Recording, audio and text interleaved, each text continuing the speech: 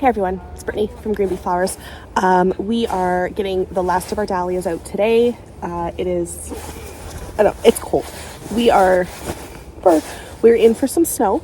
I have about half a bed out of our 4 big, huge beds of dahlias at the Green Door Garden plot. It's kind of bittersweet this year. This is our last season here out at the Green Door plot. The homeowners let us know at the kind of the middle of the summer that they are actually fully now in partnership with the local conservation authority, and so they're going to be putting in the rest of their native trees. So a little bit of a backstory. About 2 years ago, they had the conservation authority come in and they planted about 10 acres on their property of native trees to this area. We're in a part of Southwestern Ontario where a lot of the natural habitat has been cleared out for farming, and these homeowners have really done a very good job of wanting to kind of replenish the ecosystems here. And so part of that, in order for them to get their full funding and be able to be in full partnership and be a managed forest, which is very cool, they're about 2 acres short, and that happens to be the patch behind me here. And so next year all of our dahlias are going to be moved over to the old drive plot, and so all of our farm for the first time in 3 years will be in one location. That said, it's cold today. We are due for some snow, and we got to get the last of these dahlias out, so that's what we're getting started on. Nick's aunt is here to give us a hand, and we are flagging those dahlias, getting them in crates, and then we will be storing them in the walk-in cooler. You can see the rain, snow, sleet as it's starting to fall. So let's get to it.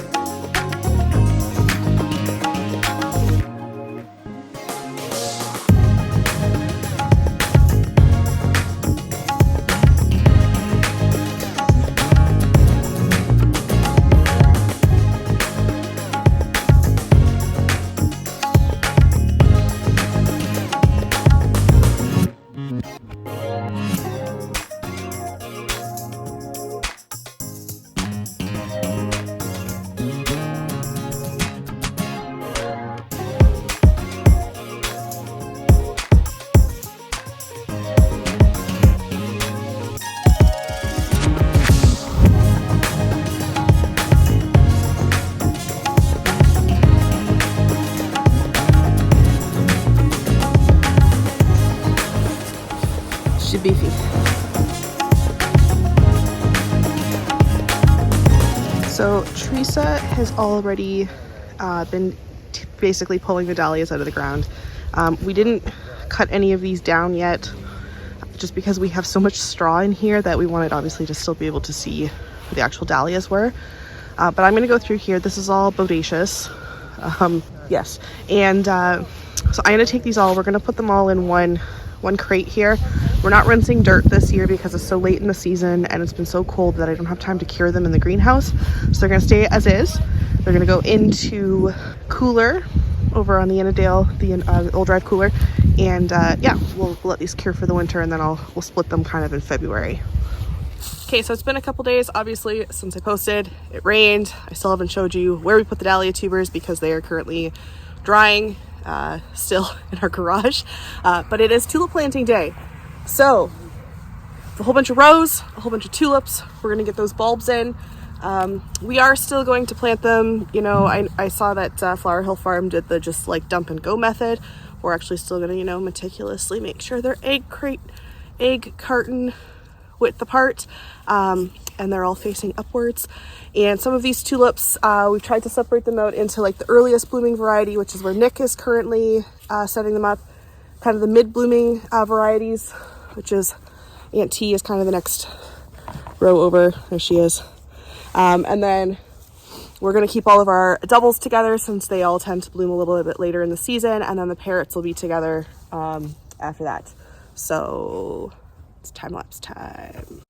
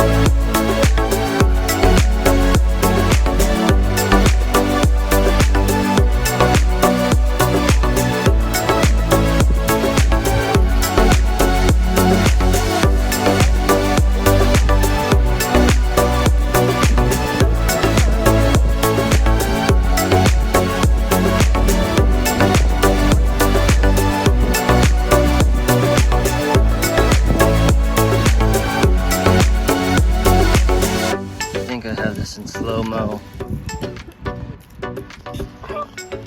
No, that's real time. Yeah, so this is real time Caitlin planting. This is not sped up.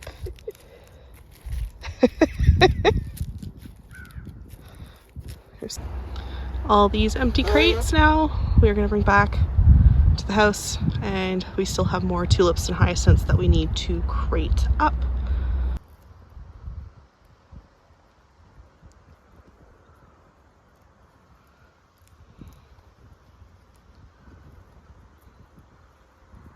So we are now into January, and I wanted to give you a little update on the tulips that we had been putting in crates.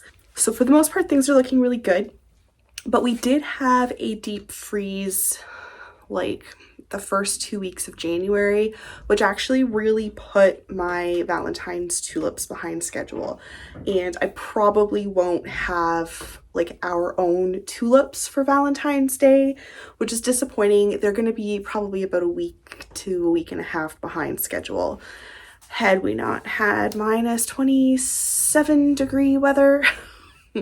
So many of you, I think, in the Midwest and in the States are probably dealing with some very, very cold temperatures as well. We have the infrastructure here to deal with it, and the heaters in the hoop houses. It's just that the soil really did freeze. So we had to move a bunch of our tulips actually inside, and we have full tulip crates going on here. With the tulip bulbs in them. And so we've started to pull stuff out so that we will have tulips going like well into March here, as our spring subscriptions this year start in March, which is when Easter is this year. We mentioned that it was our first year actually storing the Dahlia tubers in the old drive, the Innadale Drive cooler, right? The walk-in that we've been able to use from the farm owners, right?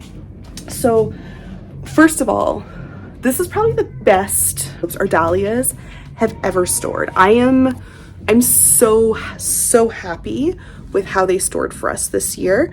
Normally we've been storing them like in our cold storage room, which is like way back on the other, there we go, way back on the other end of the house, kind of like through that door and around the back. But because we just have so much and so many this year, we really needed to utilize that walk-in cooler space. And guys, like, look at how great, these are cafe au laits. Look at how great these tubers look. So these are got to be divided this week, but they're so nice and firm. Not that they haven't been firm like in the past. I just wasn't expecting, I think, them to come out looking so good after that deep freeze. So this is something we will be doing fairly consistently now, I think, year after year. It gives us a lot more room, for lack of, you know, anything better. It really does give us so much more room to store things through the winter months. And because it's cooler, the worst that we've dealt with is a little bit of like molding, right, on the end of a few of the tubers. But a lot of that is just because when we had to get them in November, when the temperature really dropped, it was too moist in our garage and we needed to move them into the cooler as soon as possible. So some of that is literally just from dirt that hadn't dried all the way through. I'm starting the long process of dividing here right now, and Caitlin has been in as well the last couple weeks, starting on seedlings for the 2024 season. We have a nice big full tray of eucalyptus babies. We've got larkspur starting down here. We are growing Lysianthus for the first time. You can see that we've had a fairly successful germination. So it's just a brand new year. I'm excited to, you know, get things going again. I'm trying some new things and really just growing the farm. We're going to be using the space there a lot more intensively. We're opening up more spots for local florists to wholesale from us. And the shop is doing really well. So I'm excited about 2024. I know that 2023 was a struggle just for me to get my brain organized. So I'm going to get started soon with 2024 videos.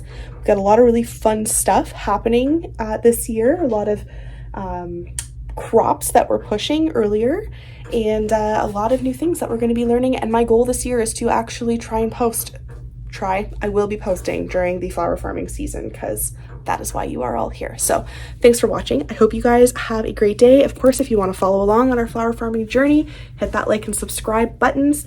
And until next time, thanks for watching. Bye-bye.